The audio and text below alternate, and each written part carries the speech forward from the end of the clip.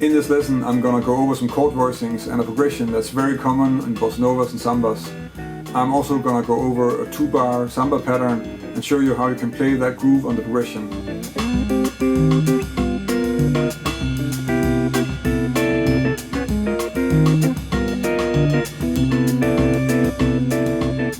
In this lesson all my examples are in the key of C major, even though this progression is in fact also common in other keys of course. And I think the famous examples like Gerfi, Panima and Desafinado are mostly played in the key of F major. But the first chord is this C major 6 with a 9. And then we move up to the dominant of the dominant, so that's a D7. And then you get a 2 chord, so that's a D minor 7. And a G7 flat 13. And of course, in some songs you'll find a G7, in some songs you'll also find the tritone substitute, which is the same chord but then with a D flat, so a D flat 7. And in the groove I'm going to show you 2 versions of this samba groove, and one of them has this variation where we need the high strings as well, so we get the same voicings but then with the high E string added. So that means that we have this one for the C6-9 and this D7. So the difference is just how you play them. I think you kind of need to bar the top strings when you do this. And the same goes for the D minor 7, or the G7, or D flat 7. The groove that I'm going to go over in this lesson is actually the groove that I use the most when I'm playing sambas and bossa novas. I think it's the groove that probably fits most of the melodies well, and it's also a nice place to start because if you listen to examples of people playing it, they won't play it sort of strictly all the way through very often. You'll hear variations of it and they'll add chords and change the stuff around a bit, but it's still a nice starting point if you want to get into the style. So for that reason it works well. So the bass pattern is essentially the same as in the groove from the first lesson, and that means that it's just the 1 and the 3. So you play an alternating bass line, so root and 5th, and then on 1 and 3. So 1, 2, 3. So like this. You should also notice that whenever you're playing a samba or bossa nova, you're actually feeling it in 2. So you're feeling it like 1, 2, 3, 4, 1, 2, 3, 4, and not feeling every beat. The chord pattern is a little bit more tricky because we're starting on an offbeat, so you probably need to take a little bit care and practice that a bit to get that to flow. Probably just start with just the chord pattern like this: 1, 2, 3, 4.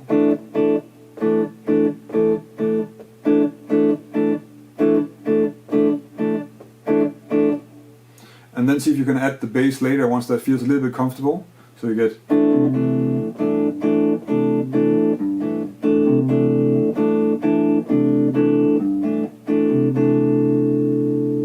So once you can sort of do that and it feels easy to play, you can start moving it through progressions a bit and get used to it like that, and it will come quite quickly. And then you can also try to speed it up. Now we're playing it a little bit slow. You'll find that very often this is something that's played quite fast. And then the variation of the groove. You could look at the chord pattern as having 2 parts, one that's off the beat and one that's on the beat. And the idea is that for the last note in each group, we'll play the high version of the chord to give that note an accent. So that sounds like this.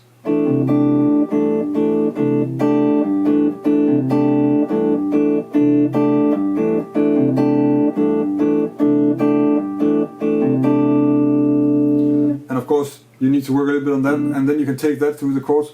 Whenever you're playing a song, you might not always be able to give the accent, but then you just leave it out. But it's a very common thing. They use this thing with sort of having another layer in the chord very often, and it's a very effective way to sort of add some extra accents and some extra sort of rhythmical ideas to the groove. Now we can take the groove through the progression. So the progression is 2 bars of C, and then 2 bars of D7, and then 2 flat back, so D minor 7, G7, C, and then a G7 to go back. And going through it with the groove would sound like this.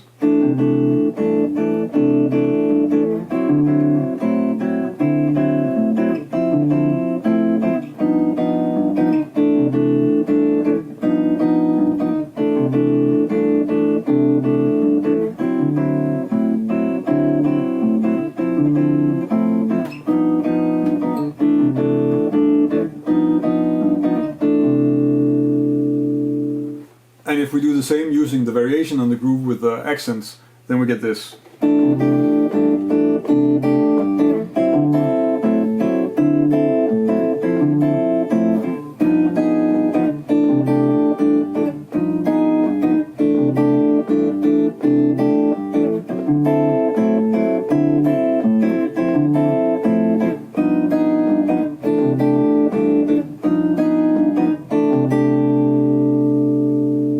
That was a groove and some chord voicings and a progression so that you can play at least the A part of Sudanso Samba and Girlfriend Panima.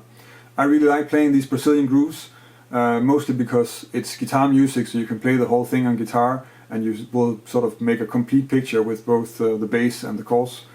And I also like that in Brazilian music there's not really swing, but there is some sort of rolling feeling to how the rhythm flows, which is not completely straight and not completely machine-like. And probably if you want to check this out, it's not something I'm really talking about in the lessons. I think the way to learn it is just to listen to the music. And make sure to listen to the music where there are really also percussion players, because I think some of that is actually coming out of how they play and how their instruments are made, and that gives you that sort of rolling feeling to the subdivision, to the 8 notes. But it's a nice thing to have, and you kind of need to check it out a bit if you want to get it to sound right in the end.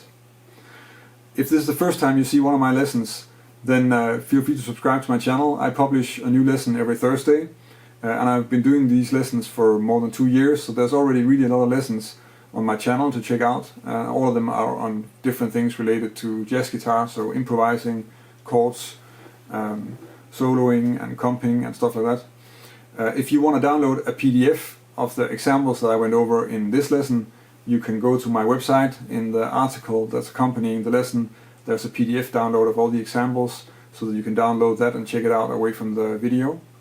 If you have any suggestions for topics or any questions about the stuff that I went over here, then leave a comment on the video or connect with me on social media. I'm on Facebook, Instagram, Twitter, and I'm always happy to hear if you guys have ideas for other videos or if there are questions and stuff that I'm sort of leaving open in the videos.